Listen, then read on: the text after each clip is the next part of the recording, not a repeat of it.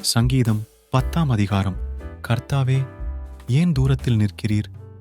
ஆபத்து நேரிடுகிற சமயங்களில் நீர் ஏன் மறைந்திருக்கிறீர்? துன்மார்க்கன் தன் பெருமையினால் சிறுமைப்பட்டவனை கடூரமாய் துன்பப்படுத்துகிறான். அவர்கள் நினைத்த சதிமோசங்களில் அவர்களே அகப்படுவார்கள். துன்மார்க்கன் தன் உள்ளம் இச்சித்ததை பெற்றதினால் பெருமை பாராட்டி பொருளை அபகரித்து தன்னைத்தான் பொற்றி கர்த்தரை அசட்டை பண்ணுகிறான். துன்மார்க்கன் தன் கர்வத்தினால் தேவனை தேடான். அவன் நினைவுகளெல்லாம் தேவன் இல்லை என்பதே. அவன் வழிகள் எப்போதும் கேடுள்ளவைகள், உம்முடைய நியாய தீர்ப்புகள் அவன் பார்வைக்கு எட்டாமல் மிகவும் உயரமாயிருக்கிறது. தன் எதிராளிகள் எல்லார் மேலும் சீறுகிறான். நான் அசைக்கப்படுவதில்லை, தலைமுறை தலைமுறைதோறும் தீங்கு என்னை அணுகுவதில்லை என்று தன் இருதயத்தில் சொல்லிக் கொள்ளுகிறான். அவன் வாய் சபிப்பினாலும் கபடத்தினாலும் கொடுமையினாலும் நிறைந்திருக்கிறது. அவன் நாவின் கீழ் தீவினையும் அக்கிரமமும் உண்டு.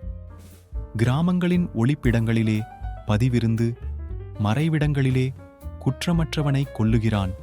திக்கற்றவர்களை பிடிக்க அவன் கண்கள் நோக்கிக் கொண்டிருக்கிறது. தன் கெபியில் இருக்கிற சிங்கத்தைப் போல மறைவில் பதிவிருக்கிறான். ஏழையை பிடிக்க பதிவிருந்து ஏழையை தன் வலைக்குள் இழுத்து பிடித்துக் கொள்ளுகிறான். திக்கற்றவர்கள் தன் பலவான்கள் கையில் விழும்படி அவன் பதுங்கிக் கிடக்கிறான். தேவன் அதை மறந்தார் என்றும் அவர் தம்முடைய முகத்தை மறைத்து ஒரு காலும் அதை காணமாட்டார் என்றும் தன் இருதயத்திலே சொல்லிக் கொள்ளுகிறான். கர்த்தாவே, எழுந்தருளும். தேவனே, உம்முடைய கையை உயர்த்தும். ஏழைகளை மறவாதேயும்.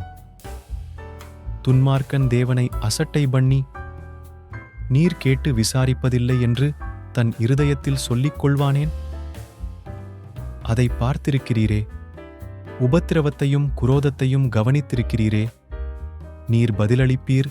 ஏழையானவன் தன்னை உமக்கு ஒப்புவிக்கிறான். திக்கற்ற பிள்ளைகளுக்குச் சகாயர் நீரே.